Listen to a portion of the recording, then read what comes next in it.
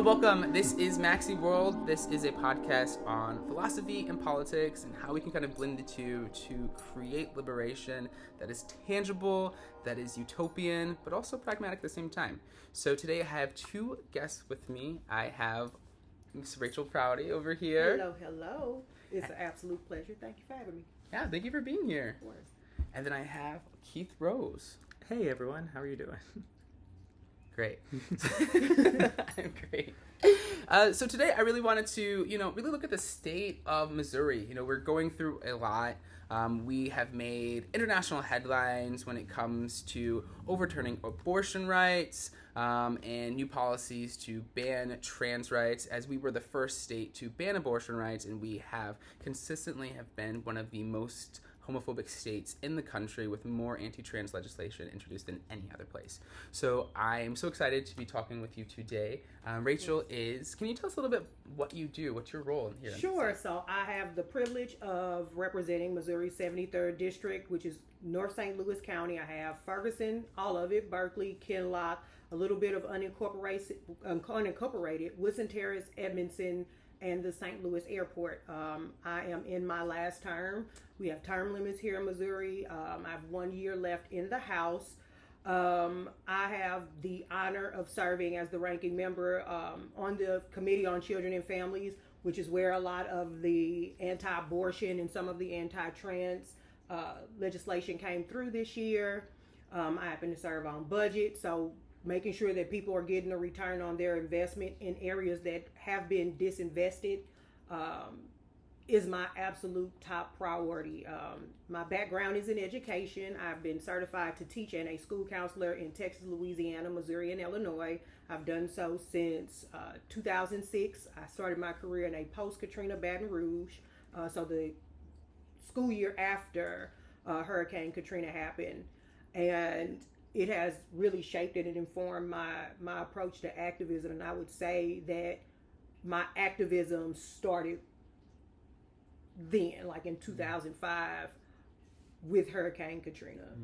And it just carried me through. I was born in Castle Point, raised in Ferguson and Berkeley, came home to raise my brother's son, and came into politics being dissatisfied with my access, or citizens' access in general, to the elected officials we had in the area at the time. And so that's how I got here.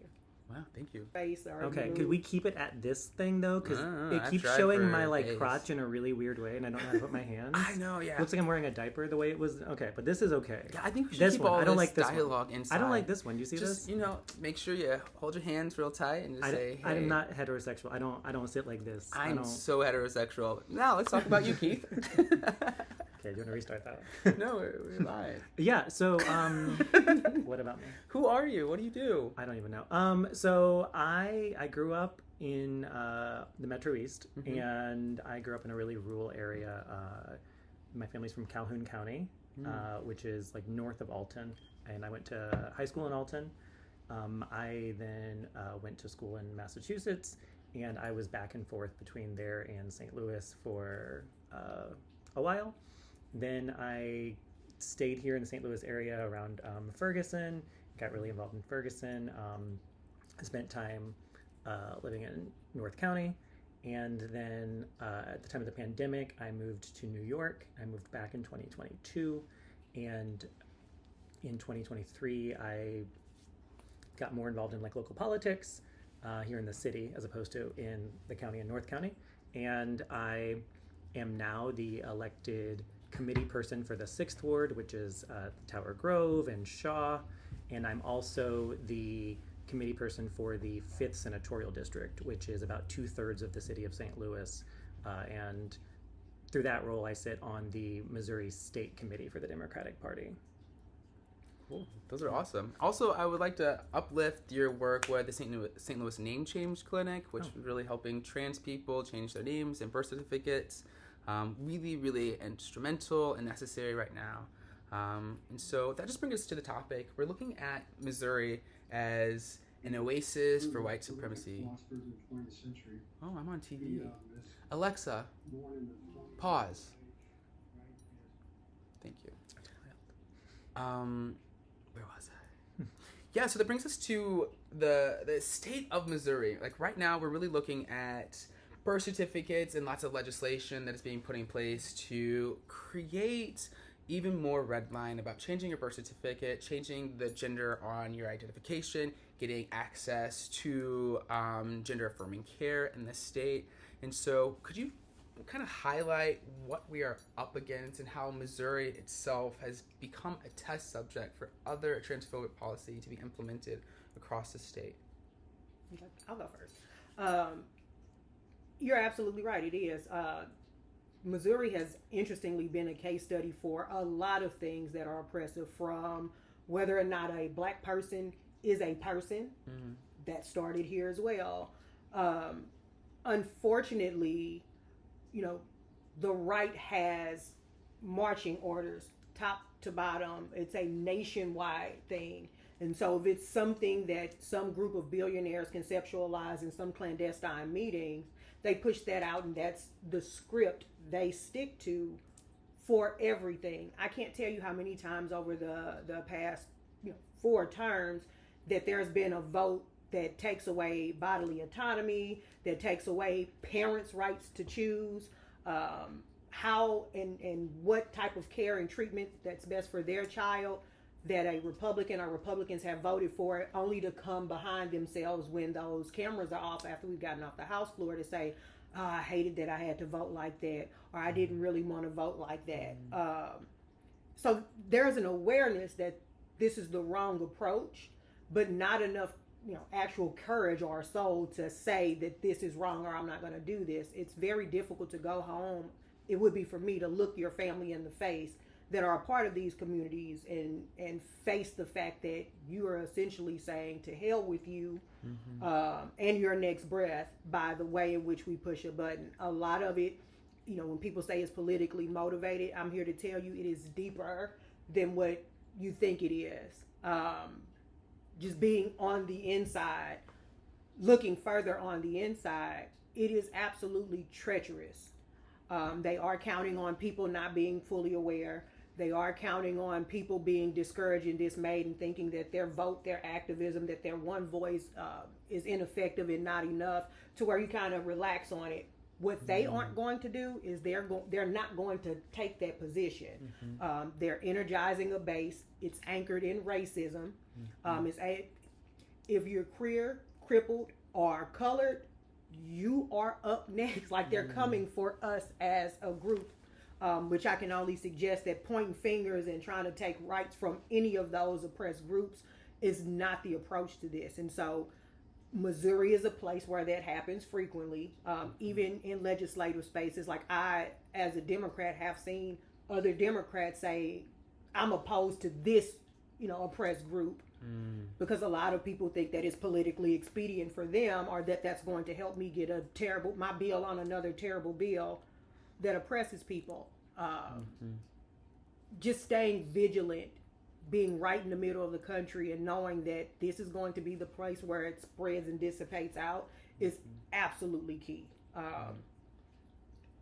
I know it's hard to say stay in the fight because it can be mentally exhausting. I mean, hell, going there and to your face having attacks on your personhood, your actual existence, is very hard to deal with. Or having your office be 30 yards from a person whose name on a sheet of paper can improve your quality of life, and they choose not to, is very difficult. So I definitely understand being on, as a citizen, being on the receiving end of some of this, but we really need to coalesce and come together with the ultimate goal of freedom and liberation for everyone. It's enough of that for all of us, instead of thinking that I have to oppress you in order to get my piece of pie or my crumbs. Yeah. Now, Keith, we're seeing a lot of this. We're seeing all these policies being implemented, and people are in dire situations. And I know people are reaching out to you with the Name Change Clinic, sometimes to the point of suicidal ideations.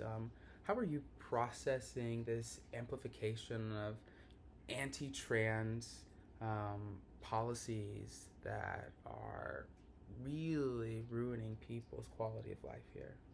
Yeah, I think one of the big issues that we see straddling the border between Missouri and Illinois, which has always been a really contested land for people on different sides of liberation, of having different freedoms, just crossing that bridge. And it can feel sometimes like a weight lifted off of your shoulders when you do. I know as someone who often drives to Illinois, I just feel like, oh, I have so many more rights the moment that I get across the Mississippi.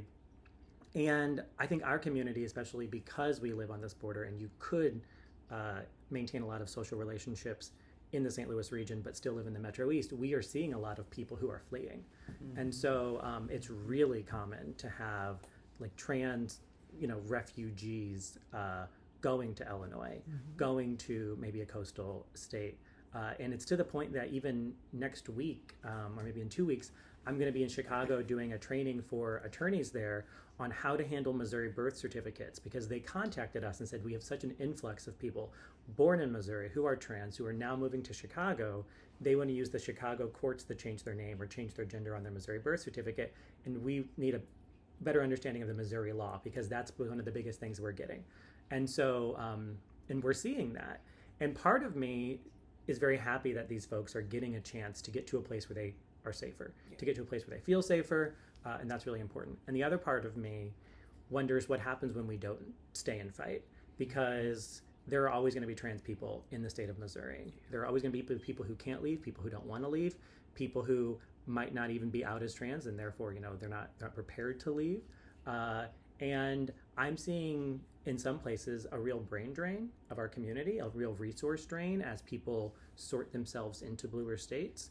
But at the same time, it's important to understand, especially on these issues, that if you were born in Missouri, the laws of the state of Missouri will forever govern your birth certificate.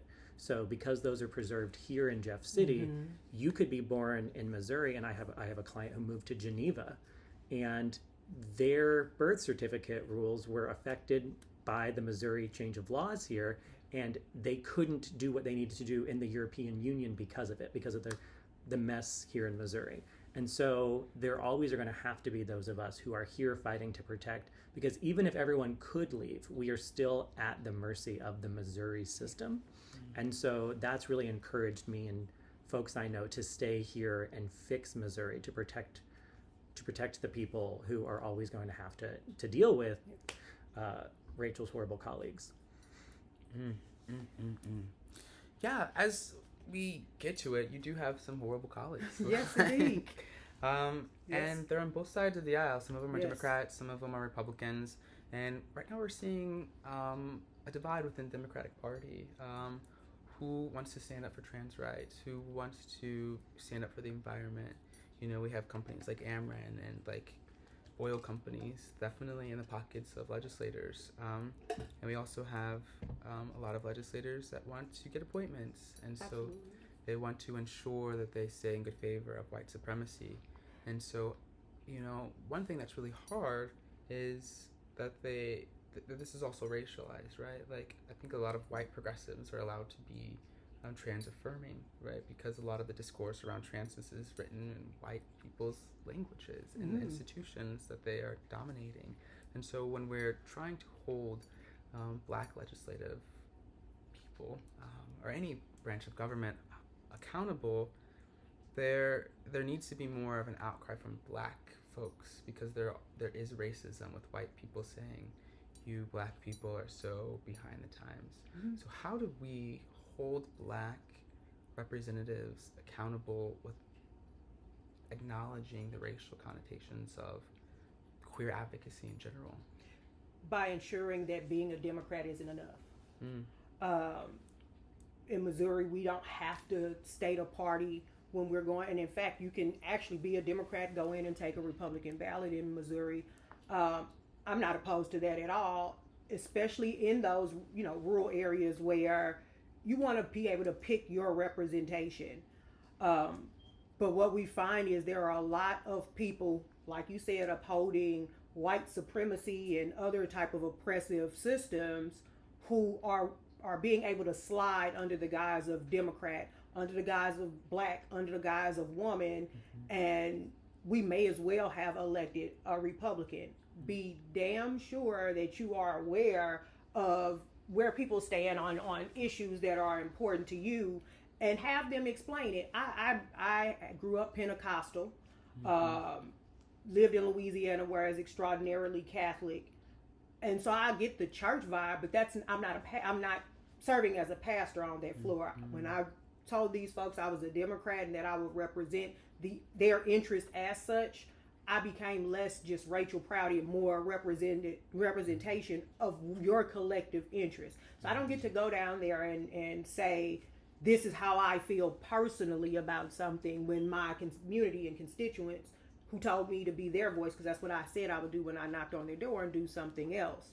More importantly, I think showing up where you can. Now, I shudder to say underserved, because I feel like that's an indictment on me. But for an under-resourced district, they can't always take off to come to the Capitol or to go to city council meetings, because those are weekdays, 9 to 5s where people work.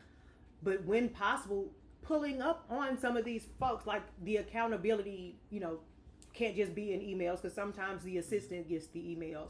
They need to hear from us. And in fact, trying to do that is what pushed me into running for office. I wanted to have a representative that was accessible and will be held accountable. And it's not to say that, I'm always right or in tune or in lockstep, but I'm always accessible to be held accountable and to stand in accountability. And where that's not happening, it's important to make sure that that's their last time in politics, period. We don't want to see these folks popping up, years later, because that's what Trump did, right? Like, we have to start holding account. We're really, really forgiving on the left, right? Really, really forgiving. And then we find ourselves in, how did we get here again? Because we picked people who did this before, and we allowed them to be in role after role. Some of these folks are not only the state rep, they're committee person, they're on the school board, they're on all of these different things, and get to pick and choose what it looks like. But I'm also say this, for some of those Democrats that are aligning themselves with systems of oppression, they come back to the community, and one of the ways in which they defend themselves is to turn oppressed people against one another. As if black folks can't have rights if gay folks have rights, or gay folks can't have rights and get jobs because the Latino community. That's absolutely absurd. And it's what white supremacists do. You're not worried about the billionaires because you're too busy worried about the Mexicans. And so that's a tactic. All of those things are cloaks from accountability. We can't fall for it. We cannot fall for it. And even if you can't come down to committee hearings or go to city council meetings, making sure that you lock in with folks who are doing the work and staying aware, and actually standing to hold these elected officials accountable, no matter what their party is, no matter what their race or gender is going to be the only way we're going to survive this. We've been letting folks slide for way too long, trying to uphold what the Democratic Party looks like, instead of, they're Democrats, and so I don't want to show that we're not getting along in front of Republicans. We're beyond that at this point. And we just need to hold them to the fire for the things that they do. Absolutely. And for you, Keith, I would really like to get your perspective. What is white activists, white queer advocates' role in having conversations with Black representatives or about policy that's particularly transphobic or homophobic, and how do you navigate those intersecting power structures that are at play? A light question, but it's really one that so about. It's been really difficult to navigate a lot of these issues, especially whenever here in the city there are a lot of Black representatives for white folks, right? And so we see white community members who really want their interest represented, and then the people who they need to go to, their elected representatives, if they're using that system, are often Black folks, often church folks, people with whom they don't feel like they have much aligned. And so in the past, that's looked like things that are racist. There's been a lot of people white people calling out Black elected officials, not understanding where they're coming from, not understanding the multiple constituencies that they have to represent, not understanding the cultural realities or historic realities that they're existing in. And it's really important that we're taking notes from and following the lead of Black queer people when it comes to having these conversations, and not getting ahead of ourselves. For example, we had, and I can actually use Representative Proudie as an example. This past session, there was an effort made by conservatives in the Missouri General Assembly to divide queer people and Black people by giving the Democrats the Crown Act, which would protect Black hairstyles and natural hair in employment. But in exchange for that, they would be putting into place legislation that would discriminate against trans people, and then also would, I think, also criminalize, or I guess not criminalize, also would ban some speech that is critical of Israel. And so they were thinking, okay, well, we can divide the left by putting these things together, because they knew that they weren't going to pass the Crown Act as a standalone bill. And I remember being at a hearing where this was happening, and there were queer activists there from around the state who were very upset that it looked like Democrats were going along with it, Black Democrats. And Representative Proudie very coyly just said, like, you know, I'm going to handle this, don't worry. And there were people who didn't believe her, who believed that she and other Black Democrats were selling out the queer community. And what it turns out they were doing was they were using procedural maneuvers to get around what the Republicans were trying to do. And we saw by the end of the session that they were able to pass a standalone Crown Act and get what they needed, where at the same time they did not sell out our communities. And that was a great use of collaboration, and it required trust. And even folks who didn't know the representative, I think, relied on our past relationship and our ideas, and our directives to trust. And so having those pre-existing relationships were essential, because if it weren't for that, if we had started fighting from the moment that it looked like it was going to be a stab in the back, then we would have actually worsened the situation, and we probably would have been thrown under the bus. Yeah. So I think that that's like really key. Knowing the folks, having the relationship, and being able to understand that we're all working together.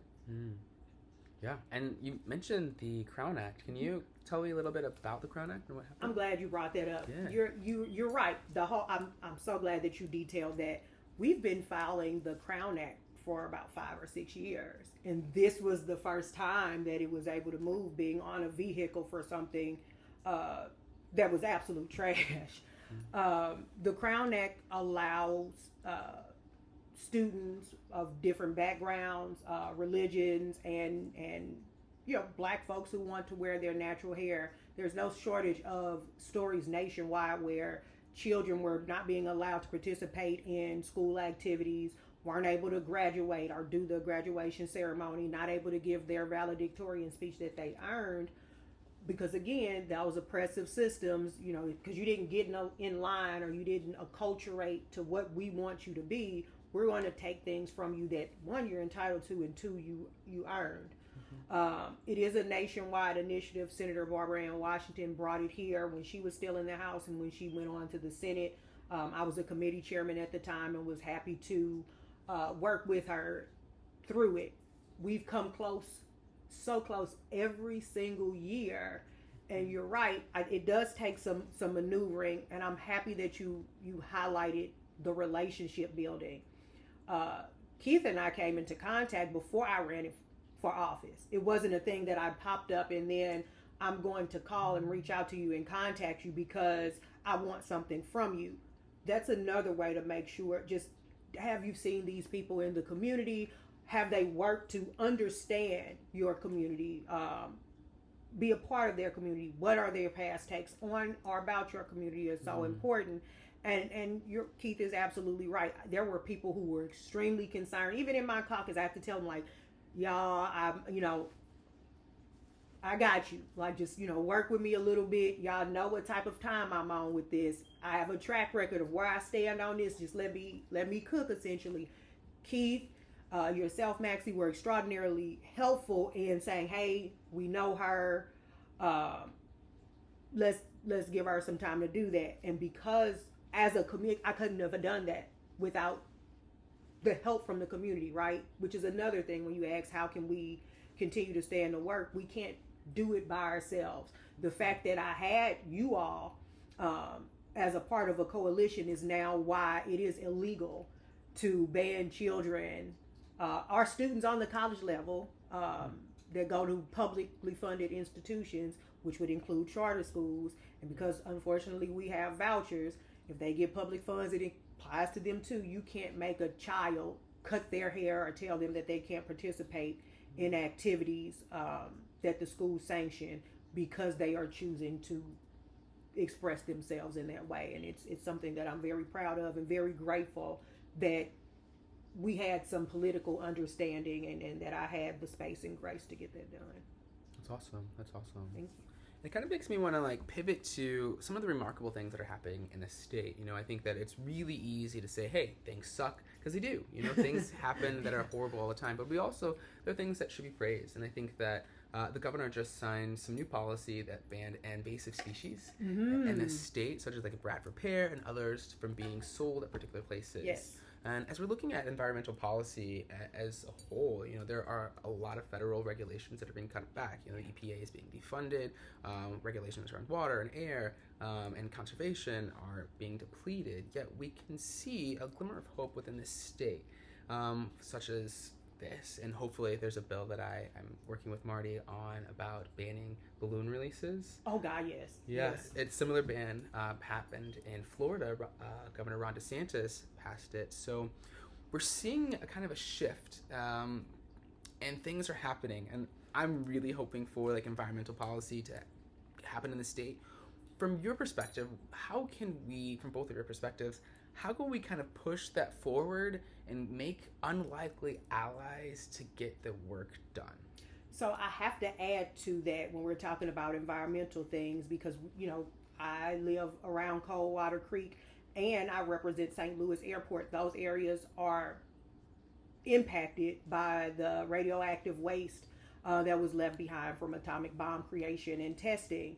And so I was able to craft the legislation, which is law 516, 290, and 776. 290 is mine, in which we remove the cap that allows municipalities to tap into state appropriations to test the areas for radioactive waste. On the federal level, we got some things done as well.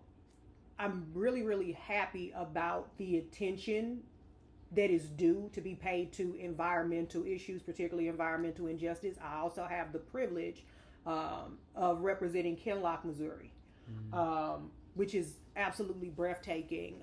We were able to, I'm to my own horn on that because that's something else that I've done I try to do every single year. I've been in the legislature was to get $2 million, which is a tiny amount, but it's huge for that area to start cleaning up that waste and fighting the environmental injustice. Education about what that is. It's not some fancy term. It's something that is impacting us, from lead poisoning, why our children and youngsters are having asthma attacks, or they're disproportionately impacted by respiratory diseases. So to your point, that's something that's good that's happening, where we're doing more things for the environment because it is good for the state. It's good for the economy. I do have concerns about removing some of the cancer advisement off pesticides. That bothers me to my core.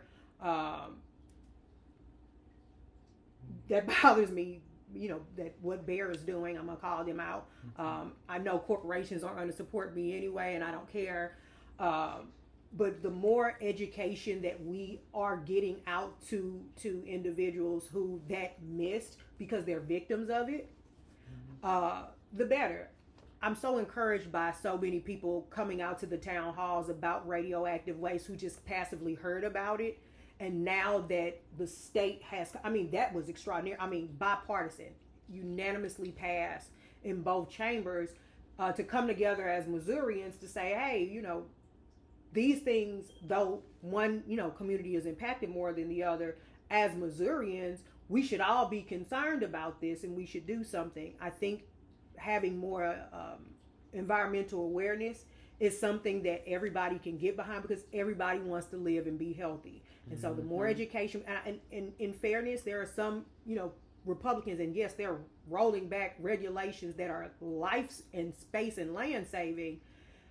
Even their base isn't fully aware of what's going on and how that impacts them. And when they learn about it and find out about it, they're like, hey, wait a minute.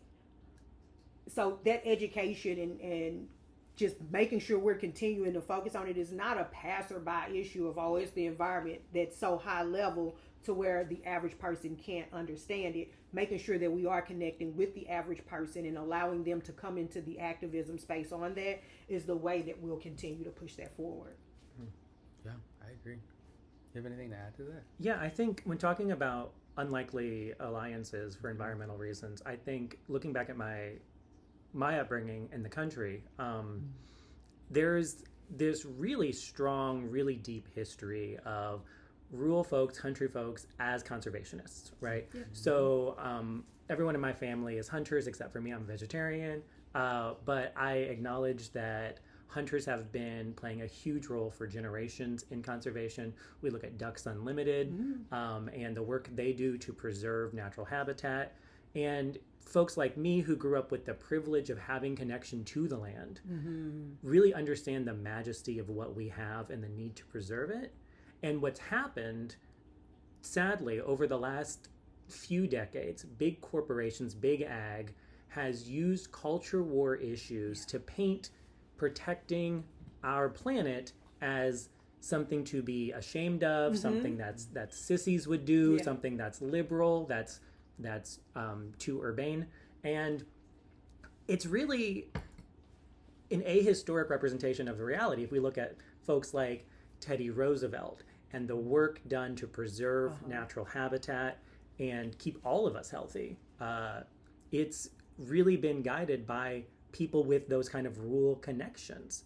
And I think that folks in the legislature, folks in big business and big ag, do a disservice to all of their own ancestors, like mine, whenever they sell out the land, whenever they allow big pipelines to be built through their land, whenever they allow big farms to come and monoculture the land that their family has stewarded for generations. It's not right. It sucks the nutrients out of the soil. The runoff pollutes our water, our own drinking water. Our wells are running dry. And I think if we could do a better job of reclaiming that narrative and explaining to them like the down home country roots of environmentalism in language that they understand, and in our own language, we would be able to have better connection. But as long as environmentalism is allowed to be painted as something that happens in San Francisco and happens in Los Angeles, then I think that they're going to have an aversion to it. And so my suggestion would be get folks on the right and remind them of their granddaddy and remind them what it was like whenever they were taken to a fishing hole and now they can't because of the mercury, right? But if we could tell these stories and get those emotions coming, I think it'd be a lot easier to get more bipartisan bills. And if I can jump in, I know I've said a lot, but you're right about this is something that for the urbans to concern themselves with.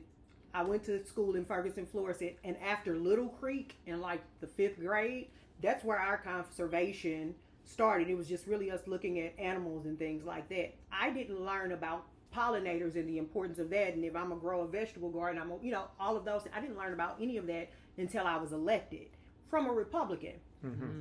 That's why I have those things in my yard now, and that's why I know how it's important to save the bees and having that connection. I learned that from them. Again, to go back to one of the earlier questions, that we're going to toe the line about how we vote. They know better than this, and they're coming out of it now because now everybody's talking about homesteading, and they're having the concerns about eminent domain, which I am a consistent no on because again I represent places like Kinloch and historic cemeteries. That notwithstanding, you're right, having those stories, but also on our end, making sure that information is something that we understand and is accessible. To your point, just like your family has connections, or white folks have connections to the land, hell, so do black folks. Right. The idea that we've abandoned growing fruits and vegetables because it's out in the field is absolute nonsense. especially because the country is now descending into just dystopian madness. We're all going to have to soon probably figure out ways in which to get our own food and stuff like that. And so I think that's something bipartisan, especially with the right's somewhat distrust of government and them protecting us. And I think you're absolutely right, reminding them of those things. It's many a times on the House floor for different issues I had to tell them, "Are you acting like a rhino here?" Or that's not something that the right, when did y'all start doing that? That's also effective. Just reminding them of where they're supposed to be on issues of conservation, particularly during Roosevelt's administration, since they like to cite them so much. Is absolutely a way to get more of them on board. But in urban areas, we have to make sure that we are educating the people around us too. Didn't Roosevelt steal indigenous land and make it national parks? Oh, indeed, yes. Okay. Especially in Florida. Yes. Just to be clear, his idea of conservation. Oh yeah, sure. Is In not Florida sustainable. was a disaster. Yeah. God. But I really, you really hit something that is really important. Both of you did, of course. One thing is there's like a lot of research that's going around that looks at like the masculinity and environmentalism, how people perceive masculinity to be antithetical to ecological sustainability. Therefore, it creates situations where men don't want to recycle. They don't want to eat things that are like green because it is seen as weak. And I think one thing that really, really is important is that like we do see a lot of black people from the country. Like my ancestors, they're from Luther, Oklahoma. That's country, and seeing the closeness with the earth, I think that there is like a reshaping of the black identity that is happening now, where a lot of black youth are like, we growing up in school, they would say, "Oh, you country," and it could be slightly like pejorative, right? Like saying your country is like, "Oh, you still like out in the fields, we out here, like we're really connected with like urban life." And so a lot of black people, we've abandoned that, during like the Great Migration. And so I know we need to reconnect with it, but how do we really connect people in urban areas with rural areas to separate this hierarchization of like geographic space? Because a lot of times we think that people from the country, that they are less intelligent, that they're less able to have success. We mock the way they speak, and we, a lot of white liberals are like, that hillbilly honky talks like this, and they don't know shit. But they don't realize that there's also like anti-blackness within that rhetoric. Absolutely. And there's hierarchization of like geographic space. How do we kind of combat that? Because it is this dichotomy of like rural, urban areas that is creating political maps. It is the reason why the state is no longer purple, but only red. And so what are strategies that we can do to really break up that dichotomy and deconstruct it? We need to, that's an interesting point because it's political, but also social. And I grew up in this area. So being from St. Louis County, we were always considered country compared to St. Louis City. But a lot of black folks who are college educated, a lot of us went to HBCUs, which are largely in the South. I'm one of those people. I went to Grambling and Southern. And I had that mindset as well, that y'all out here planting corn, because the whole masculine thing about cowboys are masculine. Avocados get more hate than they deserve. They're delicious. But this idea of the so-called hippie or being small and kind of leftist is this way, and if you want to be manly, you want to be a cowboy. We overlook, cowboys were black, and how this is how we are able to have generations of blacks now was through that land. Again, and a lot of people throw education out. Education has to go further than that Facebook post, and I allow children, because again, this is the first time some of them have seen watermelons and tomatoes growing in someone's yard. They'll come over tomorrow. You don't have to ask. They'll come over and pick out of sheer interest, and I let them have that experience. Being more, putting more appropriations as far as politics is concerned on grants for farming and growing things, and having farmers markets that are accessible and affordable. Now, I do have concerns with this current administration with being able to buy fresh fruits and vegetables, doubling your money with EBT. I'm not sure what's going to happen with that. But those are ways to do that, and have, schools should be involved in planning more field trips where these kids can see that. Agriculture is a field. It is a job that they can have. It is a study they have in school, and so often. And not only that, I'm an educator. I understand how tying those in, first of all, starting them young, one of the answers to your question, but starting them young and getting them interested in things like agriculture helps them in things like reading and mathematics. That there is no shortage of literature or empirical research that tends to show that. We're so focused on saying that urban children can't do this and they can't read and they can't do that, and we're not going to allow them to do this because they don't know how to act, they don't have the experience. Then how do we expect them to know that? So that goes back to holding those things accountable. How do you actually feel about these kids? We know how you feel about the school district. We know where you stand on whether or not they should. What do you feel about these children? What do you feel about their parents? How do you approach them to talk to them about, but do we care enough to make sure that they have these things to where we implement these things ourselves? But elitism isn't going to save us. That's one of the things. We have to shake that elitism of I'm better than the people that I call myself serving. It's that. For those of us who have the privilege, and it is a seat of privilege whether I'm black or female and disabled or not, to use that to ensure that we are teaching what we know. I think it's more of a charge for us that are in these positions. Those $250 a plate galas aren't going to help them. They don't care about that. I want them to know that if something happens to any benefits program, that you know that you're going to be okay. And while we're sitting here being fancy, that's our opportunity to do that. And if we don't know about agriculture and things, it's our opportunity to learn, because we certainly vote on things like that. And so I think that charge of educating the community isn't just something for us to indicate and say that they need to be educated. We have to take the charge of doing that ourselves, and we're not going to do that at X, Y, and Z fundraiser gala for the people who hand out boxes of canned goods. That's, no shade to anybody, but that's something that we can absolutely achieve instead of, power hoarding.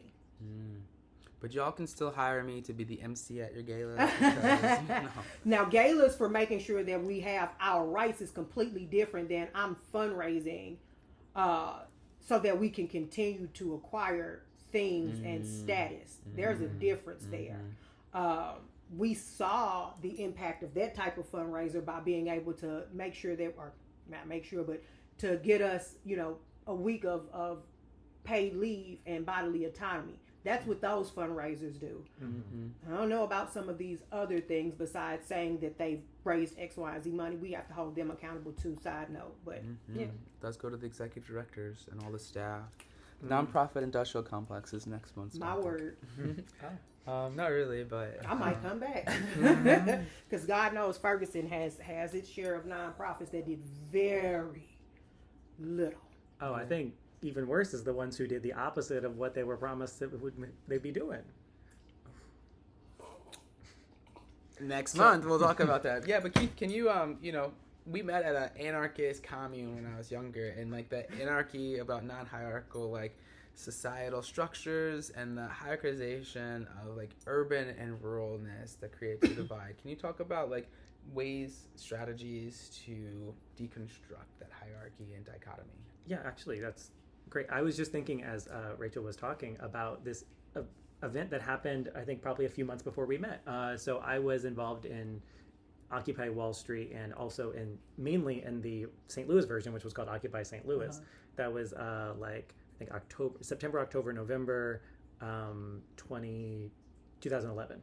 And I remember one of the first times I was ever there, and remember I'm not a big city person, but we were down there in Keener Plaza, and I was eating French fries. And I was talking to these black teenage boys, probably 3 of them, and I mentioned I had just brought a bunch of vegetables because it was harvest, right, from my family farm, and one of them asked me if we had any potato trees at the farm.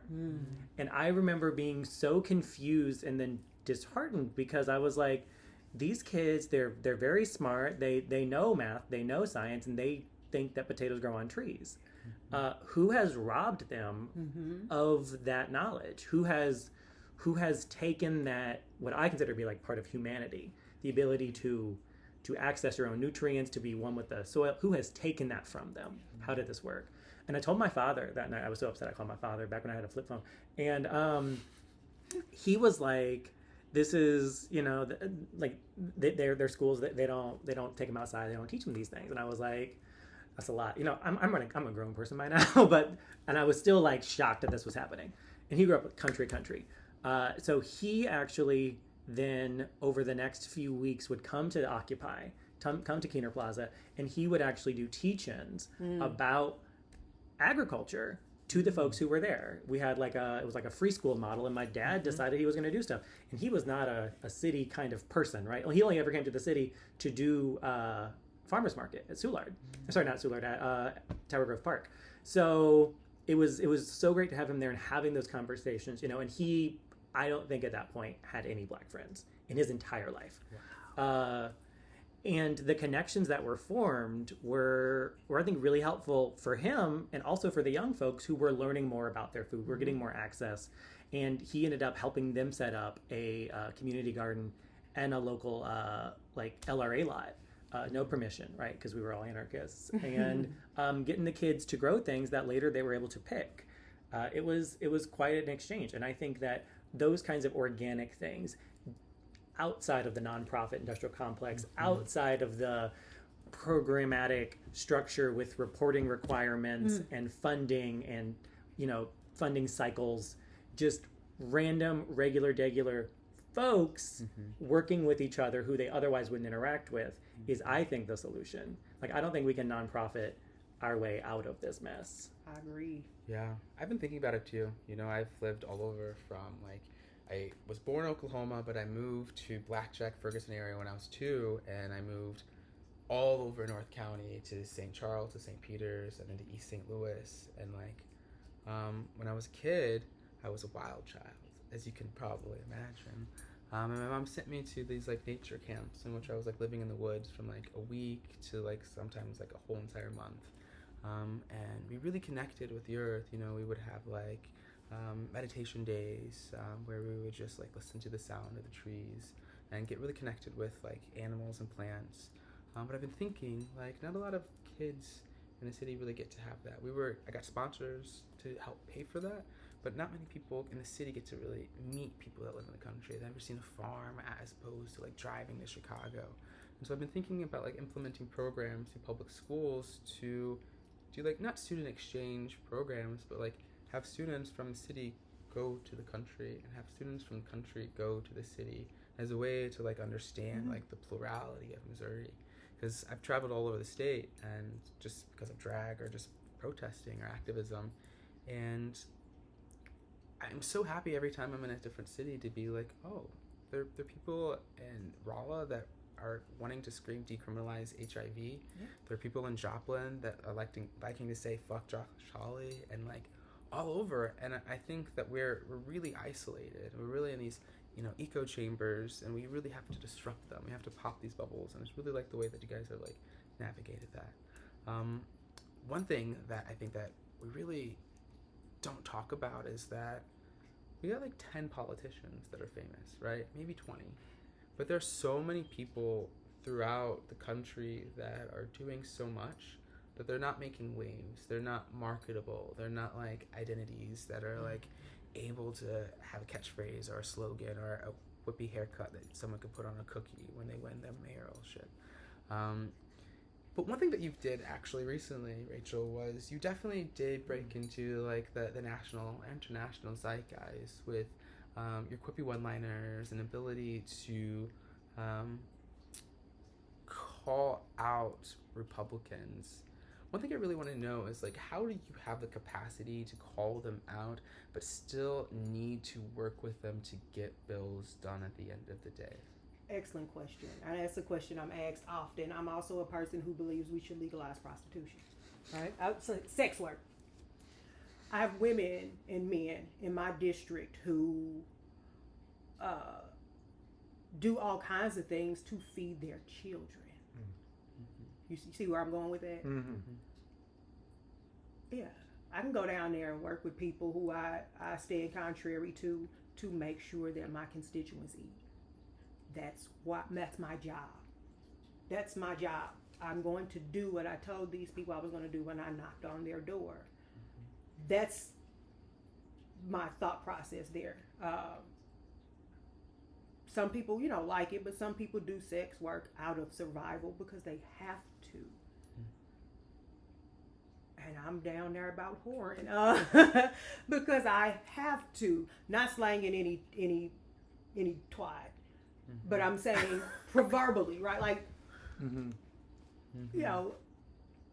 I have to bring something home. The remedy of an underserved community is to serve it. And I go down there with that. When I go down there, I don't have, there are places and times where you can make a difference or a point, and sometimes they intersect. But for the area I represent, again, I represent Ferguson and Kinloch. These people deserve a return on their investment like everyone else without excuse. And I can't come home to hungry people who are relying on me to give them some kind of remedy or relief and tell them that I just fought. Because fighting ain't feeding. They can't pay their bills, which are high and needless and corporately greedy, but they still have them. I have to give them something. That's why I ran, because I told these people I was capable of doing that. Is it a mental strain? Yes, I have to see a psychiatrist. A moment of transparency, which I also think is important for people to know that if you're going to get into this work and be serious about it, it's going to be some moments. But that's how. And also, I'm from where I represent. And I don't mean geographically, I mean situationally. I know what that's like. I'm a person who keeps Narcan in her car. If you're afraid of that, then, maybe consider something else depending on the district. You're right, Maxi. I went viral and the establishment absolutely hates me for it. It was never supposed to be me. I wasn't the establishment choice for my seat. I wasn't. And by establishment, I very specifically mean like the black establishment. I wasn't in their milieu, in their bourgeoisie elitist clique because of where I came from. But that's who I represent. So what people saw on the floor was something for years that when I would go back to district or go to these political spaces, people criticized me for. That I was always going off or that I was always fussing. And finally, people, and it's the weirdest thing to go viral to me, but people saw it, and what the establishment hates about it or criticized me for was something that the country needed to hear at that time. And I appreciate everybody for sharing the message. But, being authentic, I'm so grateful to the 73rd District because they let Raychel be Raychel with ASD, with, being on the autism spectrum, me saying that I see a psychiatrist, and they envelop me like I'm theirs, like they made me, like they crafted me because they did. But also being okay if my political career stops on January of 2027, because there are some things that I'm just not willing to do, and things, one of them is be quiet, because these people deserve a voice that they've never had. But just know that people hate me for Democrats, hate me for, because it was never supposed to be me. So I also understand that feeling of coming out from under that when it wasn't supposed to be you. Is the same reason why I became a classroom teacher. It was the same reason I became a school counselor, to let those girls, let those boys know that, that you have it in you, even if other people aren't supplying it. But we also have an obligation to nurture that. And I sincerely hope that people see or hear my story about where I came from, which I've done quite a few interviews. To your point, I've been very, very blessed to have had that happen for me. And I think my purpose for doing that is to tell them you can be rough and tumble and grow up in public housing and go on to get your degrees and do that without substituting that authenticity and that realness and that heart for where you come from. You don't have to substitute that for being an elitist corporate shield or any of that. You could still win and be you. I love that. Now you haven't really, you're a committee person, but you really haven't journeyed into being like a different elected official with a salary. But you have been subjected to like international like press when it comes to like things. I don't know how much you can share about it. Scrutiny. So I am on the Civilian Oversight Board for the St. Louis Police Department, which still exists as of today. With the state takeover, everything's still up in the air. But I was with Representative Proudie. I was one of the uncommitted delegates to the Democrat convention last August, and just before that, I was arrested in Ferguson at a protest. About I think 9 people were arrested. That case is ongoing. We actually are. It's supposed to be resolved very soon. It would have been resolved a while ago. I was given multiple offers, and the only offer that me personally was willing to accept. Everyone else was willing to take other deals, but the only one that I would accept is they would completely drop the case, just fully drop the case, because I didn't do it, and what the accusation is that I broke a fence, that a bunch of us together broke a fence, and I did not. So we tried to set it for a speedy trial early on. This has now been a year, right? It was last August. And to, I think, draw out the clock, it seems that the person who was politically appointed by Wesley Bell before he left the office and the county prosecutor, and who was the prosecutor on this, she ended up dropping, I guess, the case and then taking it to a new grand jury, which reset the clock and slowed things down. So we're now at the point where it's almost a year later, and they still haven't gotten around to it. And we've been asking for it all to go to trial immediately, because I know I would win at trial. There is no evidence against me. So that's been frustrating. But the scrutiny that came from it wasn't actually the action, right? It wasn't that we were protesting Ferguson. God knows I've been arrested in that exact location three times maybe. And many of us have been arrested protests over the last 10 years since Michael Brown was killed by the Ferguson Police Department. But this was different because it was days after the election, and I was, found out by the police union. I think they're the ones who made it public that I was a delegate to the DNC, and I had really thrown my hat in with Cori Bush, right? So I was like, I'm going to enter the Democratic Party partially to help Cori and help Cori's causes, because she was being cast out by the establishment, right? And so what this really became was like a referendum on progressives. And that's been really hard because it feels like there's these two very different sections of capital D Democrats in Missouri, right? There's the people who've been Democrats, and then there's the people who see the Democratic Party as an alternative, but don't see it as an effective alternative. They say, oh, we are the only option other than the Republican Party, but these folks aren't doing anything, and they will never retake power. They'll never get out of being super minority status. They'll never have a statewide office if they continue to keep doing things the way they are.